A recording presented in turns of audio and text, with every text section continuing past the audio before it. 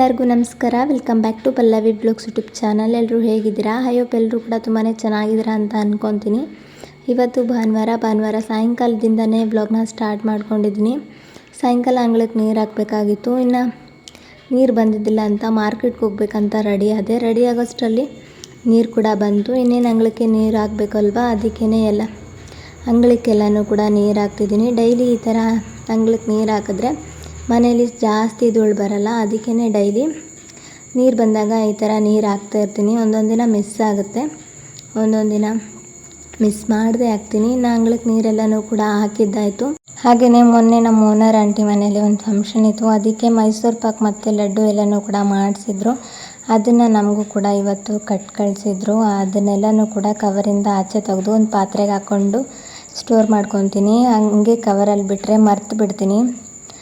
ಅದಕ್ಕೇ ಈ ಥರ ಪಾತ್ರೆಗೆ ಹಾಕಿ ಕೌಂಟರ್ ಟಾಪ್ ಮೇಲೆ ಇಟ್ಕೊಂಡ್ರೆ ನಮಗೆ ನೆನಪಾದಾಗೆಲ್ಲನೂ ಕೂಡ ನೋಡ್ತಾ ಇದ್ದಾಗ ನೆನಪಾಗುತ್ತೆ, ಆವಾಗ ತಿನ್ಬೋದು ಅಂತ ಒಂದು ಪಾತ್ರೆಗೆ ತೆಗೆದು ಇಡ್ತಾಯಿದ್ದೀನಿ. ಎಲ್ಲ ಲಡ್ಡು ಮತ್ತು ಮೈಸೂರು ಪಾಕ್ ಎಲ್ಲನೂ ಕೂಡ ತೆಗೆದು ಅದಕ್ಕೆ ಒಂದು ಪ್ಲೇಟ್ನ ಮುಚ್ಚಿ ಎಲ್ಲನೂ ಕೂಡ ಇಟ್ಟಿದ್ದಾಯಿತು. ಇನ್ನು ಮಾರ್ಕೆಟ್ಗೆ ಹೋಗ್ಬೇಕಂತ ಹೇಳಿದ್ದೆ ಅಲ್ವಾ, ಮಾರ್ಕೆಟ್ಗೆ ಹೋಗಿ ಇವಾಗ ತರಕಾರಿ ಎಲ್ಲನೂ ಕೂಡ ತೊಗೊತಿದ್ವಿ. ಒಂದು ಸ್ವಲ್ಪ ಲೇಟ್ ಆಗಿಬಿಡ್ತು, ಪರವಾಗಿಲ್ಲ ಅಂತ ಅಂದ್ಕೊಂಡು ಹೆಂಗಿದ್ರು ಹೋಗಿದ್ವಿ ಅಲ್ವಾ, ತರಕಾರಿ ಎಲ್ಲನೂ ಕೂಡ ತೊಗೊಂಡೇ ಬರೋಣ ಅಂತ ಅಂದ್ಕೊಂಡು ತರಕಾರಿ ಎಲ್ಲನೂ ಕೂಡ ನಮಗೆ ಯಾವ್ಯಾವ ತರಕಾರಿ ಬೇಕೋ ಆ ಎಲ್ಲ ತರಕಾರಿಗಳನ್ನೂ ಕೂಡ ತೊಗೊಳ್ತಿದ್ದೀವಿ. ಜಾಸ್ತಿ ತರಕಾರಿ ಏನೂ ತೊಗೊಳ್ಳಲ್ಲ, ಒಂದು ವಾರಕ್ಕಾಗುವಷ್ಟು ಮಾತ್ರ ಸ್ವಲ್ಪನೇ ತೊಗೊತೀನಿ. ಇನ್ನು ಕಾಳು ಪಲ್ಯ ಎಲ್ಲನೂ ಕೂಡ ಮಾಡ್ತಿರ್ತೀನಲ್ವ, ಜಾಸ್ತಿ ತರಕಾರಿ ಕೂಡ ಖರ್ಚಾಗಲ್ಲ. ಎಷ್ಟು ಬೇಕೋ ಅಷ್ಟೇ ತರಕಾರಿನ ತೊಗೊತೀನಿ. ಮುಲ್ಲಂಗಿ ಕೂಡ ಬೇಕಾಗಿತ್ತು, ಅದನ್ನು ಎಲ್ಲನೂ ಕೂಡ ತಗೊಳ್ತಾ ಇದ್ದೀನಿ. ಒಂದೇ ಕಡೆ ಎಲ್ಲನೂ ಸಿಗೋದಿಲ್ಲ, ಒಂದೊಂದು ಸಲ ಸಿಗುತ್ತೆ, ಒಂದೊಂದು ಸಲ ಸಿಗೋದಿಲ್ಲ.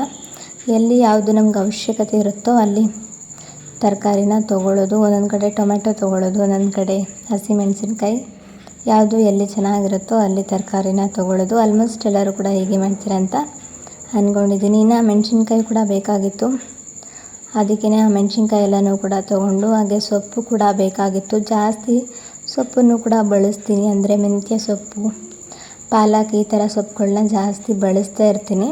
ಅದಕ್ಕೇ ಇವಾಗ ನನಗೆ ಏನೇನು ಸೊಪ್ಪು ಬೇಕೋ ಆ ಎಲ್ಲ ಸೊಪ್ಪುಗಳನ್ನೂ ಕೂಡ ತೊಗೊಳ್ತಿದ್ದೀನಿ.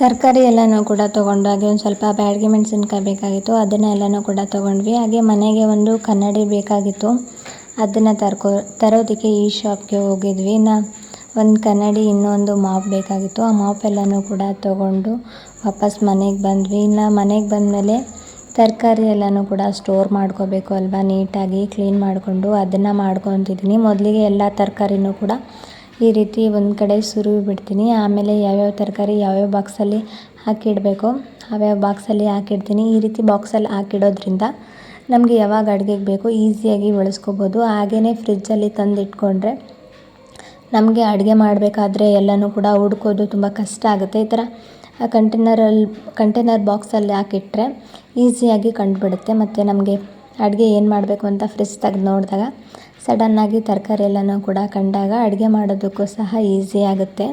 ಇನ್ನು ಮೂಲಂಗಿ, ತುಪ್ರೆಕಾಯಿ, ಬದನೆಕಾಯಿ, ಟೊಮೆಟೊ ಹಣ್ಣು, ಹಾಗೆ ಹಸಿಮೆಣಸಿನ್ಕಾಯಿ ಎಲ್ಲನೂ ಕೂಡ ನೀಟಾಗಿ ಬೇರೆ ಬೇರೆ ಮಾಡಿ ಈ ಥರ ಬಾಕ್ಸಲ್ಲಿ ಹಾಕಿ ಇಡ್ತಾಯಿದ್ದೀನಿ.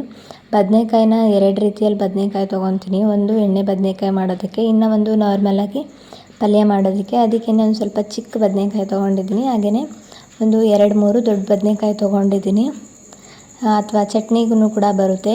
ಇನ್ನು ಎಣ್ಣೆ ಬದನೆಕಾಯಿ ಮಾಡೋದಕ್ಕೆ ತೀರಾ ಚಿಕ್ಕ ಬೇಕಲ್ವ, ಅದಕ್ಕೇ ಚಿಕ್ಕದು ಬದನೆಕಾಯಿ ತೊಗೊಂಡಿದ್ದೀನಿ. ಇನ್ನು ಕರಿಬೇವನ್ನು ಕೂಡ ಈ ರೀತಿ ಸೋಸಿ ಫ್ರಿಜ್ಜಲ್ಲಿ ಸ್ಟೋರ್ ಮಾಡ್ಕೊಂಡ್ಬಿಡ್ತೀನಿ.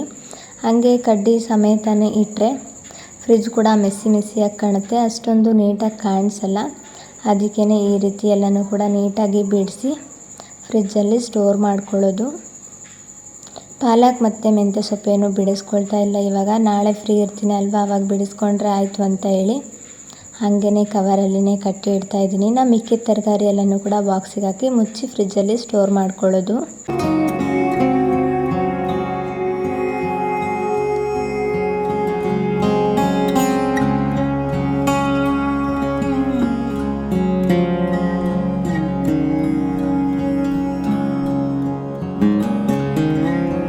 ಎಲ್ಲ ತರಕಾರಿನೂ ಕೂಡ ಬಾಕ್ಸಲ್ಲಿ ಹಾಕಿದ್ದಾಯಿತು. ಇನ್ನು ನೀಟಾಗಿ ಫ್ರಿಜ್ಜಲ್ಲಿ ಜೋಡಿಸ್ಕೊತಿದ್ದೀನಿ. ಯಾವ್ಯಾವ ಡಬ್ಬಿಗಳನ್ನ ಎಲ್ಲೆಲ್ಲಿ ಇಡಬೇಕು ಅಲ್ಲಲ್ಲಿಟ್ಟರೆ ಈಸಿಯಾಗಿ ತೆಗಿಲಿಕ್ಕೂ ಕೂಡ ಈಸಿ ಆಗುತ್ತೆ ಅಂತ ಹೇಳಿ ಯಾವ್ಯಾವ ಡಬ್ಬಿನ ಎಲ್ಲೆಲ್ಲಿ ಇಡಬೇಕು ಅಲ್ಲಿ ಇಟ್ಟಿದ್ದಾಯಿತು. ಇನ್ನು ಕುಡಿಯೋ ನೀರು ಕೂಡ ಖಾಲಿಯಾಗಿತ್ತು. ನನ್ನ ಹಸ್ಬೆಂಡ್ ಅದನ್ನು ತೊಗೊಂಡು ಬಂದು ಹಾಕ್ತಾಯಿದ್ರು.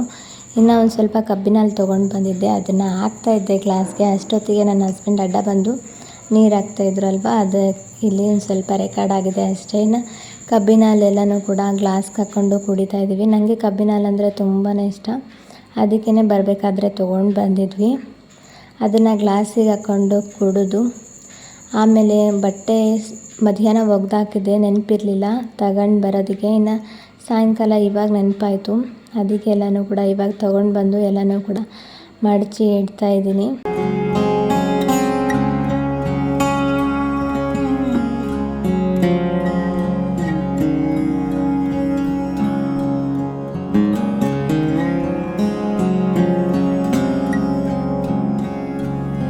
ಇನ್ನು ಬಟ್ಟೆ ಎಲ್ಲನೂ ಕೂಡ ಮಡಚಿಟ್ಟಿದ್ದಾಯಿತು. ಮನೇಲಿ ಹಸಿ ಖಾರ ಖಾಲಿ ಆಗಿತ್ತು, ಅದನ್ನು ಮಾಡ್ಕೊತಾ ಇದ್ದೀನಿ. ಏನಿಲ್ಲ, ಹಸಿಮೆಣ್ಸಿನ್ಕಾಯಿನ ಮಧ್ಯದಲ್ಲಿ ಒಂದರಲ್ಲಿ ಎರಡು ಮಾಡಿಕೊಂಡು ಹಂಚ್ ಮೇಲೆ ಹಾಕ್ಕೊಂಡು ಚೆನ್ನಾಗಿ ಹುರ್ಕೋಬೇಕು.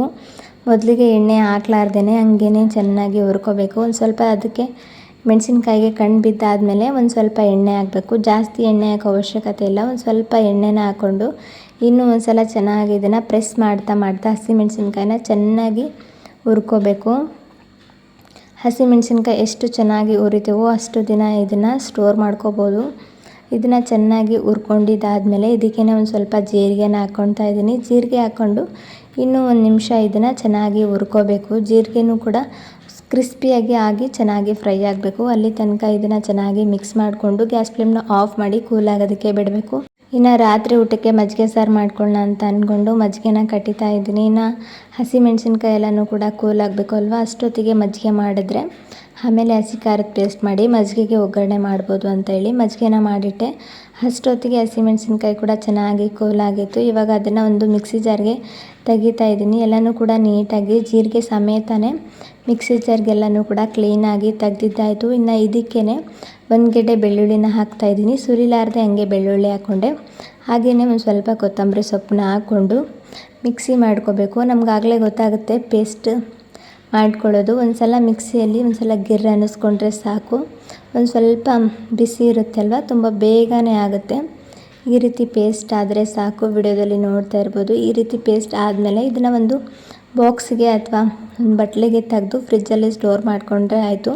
15ರಿಂದ 20 ದಿನ ಅಡುಗೆಗೆ ಆರಾಮಾಗಿ ಬಳಸ್ಕೋಬೋದು. ಇನ್ನು ಅದನ್ನು ಮಾಡಿ ಮಜ್ಜಿಗೆಗೆ ಅದನ್ನು ಒಂದು ಸ್ವಲ್ಪ ಹಾಕ್ತಾಯಿದ್ದೀನಿ.